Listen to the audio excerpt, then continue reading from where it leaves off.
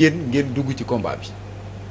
bon ñun du dañoo dugg sax ci ay xeex wala dara mais nee naa la ñun solidarité féminine moo tax ñun loolu lañu mës a doxee noonu lañ mës a demee loolu lañ mës a gëm dama ne c'est la grande coalition des femmes yi nga xamante les femmes de l'opposition ñun loolu lañ mës a def bu ñu daan marche ñoo daan àndandoo bu daan metti ñoo daan àndandoo bu daan naqari ñooy àndandoo donc Maimouna Dièye dafa bokk ci ñun ñu fonk ko respecté ko jox ko cër parce que dégguloo ma ne la fu Ousmane Sonko mës a taxaw na ci wetam gaynde pire te waajaloon na boppam nag ci genre bi c'est une brave dame donc ñun rafetul ñu bokk ak moom kuréel bi ba pare lii dal ci kawam te daf ko daan ànd ak ñun les xalifistes bi ñu amee problème ñun dañu dem ñun bokk nañ ci ñu njëkk a ànd Masalikul Jinaan jour bi ñu ko waree inauguré ñun ñëw njëkk a dem ànd ak professeur Amsatou Sow Sidibé une grande délégation boo xamante ne ñëpp a ca nekk ñu dem sàkku ñun boo xoolee ba xool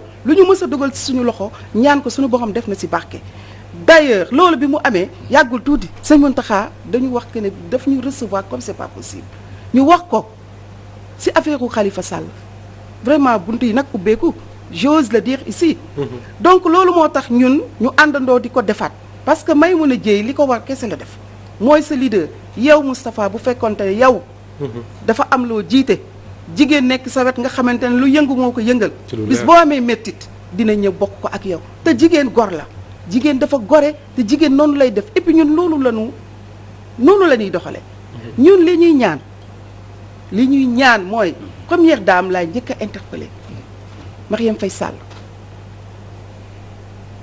pour que mu ñaan kilifa diine yi ñu ngi leen di ñaan ñoom aussi kilifa aada yi ñu ngi leen di ñaan ñoom aussi que ñoom Maimouna Dièye et puis dañu nekk ñi ngi jot bi muy dem bi ñu leen joxee seen portable ça j'ose le dire ici mu envoyé ñu message waxtaan ak ñun gërëm ñu moom Maimouna wax vraiment ne wax na sax commissaire bi waroon na bàyyi ñun que mu gis ñu mu cité suñu tur yëpp envoyé vocal bi ci suñu kii vraiment mais tu sens que elle ne se sentait pas bien wax dëgg yàlla donc ñu ngi sàkku ñaan Maimouna daf daan am nu muy demee mais muy dem ba mu jeex te bëgguñu leneen dal ko ci te ñi ngi dugg ci mois mars bi nga xamante ne mooy weeru jigéen ñi moom la ñu am daan si def lu ne social et tout looloo tax ñu ñaan ci première dame la ñuy commencer di interpeller le président Macky Sall vraiment pour ñu ñaan ñu libérer ces femmes là. muy ndaw soo xam ne sax doon liggéey ci li nga xam ne moo di wàllum cancer ak yooyu noonu ndaxte LISCA fa la bokk. mooy seen service de communication Maimouna Dièye. bien sûr donc loolu itam yaakaar naa lu jar a souligner la mais bu ñu gisee xeex bi nga xam ne ci la dugg itam mu di xeex ngir ki nga xam ne moo di leaderam Ousmane Sonko jamono ji ñu ko doon amal yéen en tant que femme ngeen dugg si ngir ñu bàyyi ko mu ñibbi këram est-ce que itam xool ngeen les causes ak yenn anam lañ doon amalee est-ce que c'est légal est-ce que c'est pas légal. est-ce que dañoo tooñ laaj réclamer ñu bàyyi leen. en fait c'est-à-dire dégloo ma ne la solidarité féminine dafa rëy. parce que mënuñu toog defal ndànk c'est-à-dire moom.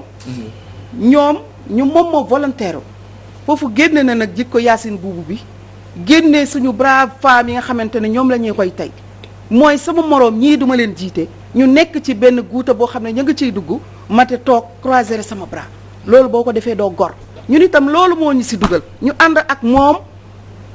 nara fexe ba mu am liberté am wax dëgg yàlla te elles sont 17 te am na ci femmes yoo xamante ne je pense c'est 17. c'est 17 femmes am na ci ay jàngalekat am na ci sax ñi ñu jàpp ñëpp bari na am na ci sax jigéen ñoo xamante ne wax dëgg yàlla ñi ngi may wax. leeru ma nag ndax man bëgguma wax lu ma leerul. mais maa ngi dégg ñuy wax que ne am na ci ñoo xamante sax dañu nekk en état de grossesse donc cette brave dame là nga xamante ne dafay dem ba jeex. dafay feebar sax di xeexal Ousmane Sonko.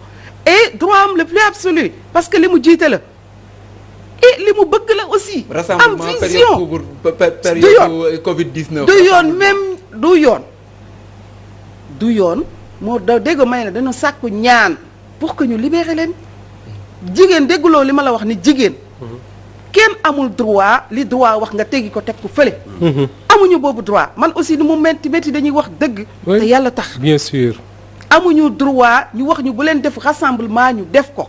dégloo li ma la wax xër ak jaaxle koo xamante ne da nga am vision ci moom koo xamante ne dégloo li ma la wax kii day fanaan àll guddi ak bëccëg ndax Ousmane Sonko fu mu méttee génn na taxaw. je peux même pas vous expliquer femme bi ce qu'elle était en train de faire au niveau de Pastef vous ne pouvez même pas comprendre. loolu moo ko poussé bu dul dara dafa am ñu nekk ci ginnaawam. boo xamante ne ñooñu même bu ñu rassemblé moom mu war leen a wax def leen lii dañ leen respecter les mesures barrières bu ñu ko jëlee dugal. est-ce que quelque part du indi ñu xel ci faamu Pastef yooyu bu ñu xamee ne yàggul dara ay weer ci ginnaaw am na kenn ci ñoom ku ñu sàkku fële ca Kër Massar rey ko mujjul fenn tey on leur dit que seen leader dañ koy poursuivre pour un viol boo xam ne Pape Ndiaye wax na ne c'est un complot est-ce que du indi ñu xool ni ñu koy waxee ci wolof. moo tax ma bëgg la wax que ne. xam nga lan nga fiy gis. les femmes de Nder dafa bokk ci fii Sénégal daf fi bëri loolu mooy ak lu mën a am faale wu ñu xooluñu ñun ñi ngi am vision ak li ñu bëgg ak fi ñu bëgg a yóbbu suñu président ñoom loolu moo nekk seen bopp loolu la ñuy gëm loolu la ñuy def ça fait peur. que moom même femme boobu nga xamante ne dafa nekk Kër Massar li ko dal bi mu ko dalee dañ ko doon garder sax moom. moom parce que la dernière fois boo gisee moom Maymouna dafa ànd ak garde du corps. la dernière fois que je l'ai vu. man ànd nañ bokk lu bëri dafay koy jàpp. dafa ànd ak garde du corps moo garde du corps bi ñu àndoon ba niñ koy jàpp sax moom après ci la wax ak moom. donc quelque part xamoon na ne elle est enfin man na nekk une cible quand même. pencoo itam que ni préparé wu na waajal na fa même parce que biñ ko koy laaj ci ndax xalaat na ne mën nañ ko def comme niñ def ñoom Abass Fall. mu ne pare na ko saa suy génn këram sax déjà dina leen wax que ni tout est possible. je vous le jure que c'est une dame boo xam ne waajaloon na boppam que yii yëpp di am. mais 8 mars lañ jom mois de mars. oui ngeen préféré tànn benn camp di leen laajal te moo ne day ci biir dossier bi am na ci ku nga xam ne nee na victime de viol. te jigéen la comme Adji Sarr dans tout ça te seen moroomu jigéen la. Adji Sarr je veux pas jigéen la c'est vrai. yaa ngi bëgg dugg ci côté syndicalisme. su fekkente ne dama fi ñëw toogee fii. casquette syndicalisme bi ma wax la nga xam. ah oui kon xam nga ko yow. non ma wax la wax nga xam. d'accord vraiment parce que jigéen aussi kenn waru ko jël di ko fay 40 000 francs mën nga ko tax nit dugal ko ci lu nekk avant tout la protection de la femme. foofu rek laay yem avant tout la protection de la femme c'est important. et de toutes les femmes. alors leneen loo xam ne également bëggoon naa ko parce que à partout elle est travailleuse. d'accord Awa Dieng est-ce que tey doonul woon je sais pas rafet wala li ngay wax solidarité féminine ñu déggoon tey au-delà des femmes de l'opposition même des femmes de la mouvance présidentielle d'autres partis manifester seen soutien non pas à Ousmane Sonko et son parti mais aux femmes qui ont été arrêtées wala xaaru leen loolu ci vos sœurs de la mouvance présidentielle. en fait les femmes yi nga xamante ne ñoo nekkoon ci Ousmane Sonko. non femmes yi bokk mouvance présidentielle. oui maanaam bokk APR wala PS wala AFP wala Rewmi. mais yow loolu dafay am manifester leur soutien à d'autres femmes yoo xam ne même su fekkee ne bokkuñu camp ñu xam ne ñoom ñëpp ay jigéen lañu. waaw c'est vrai que loolu ñu ngi ko doon xaar.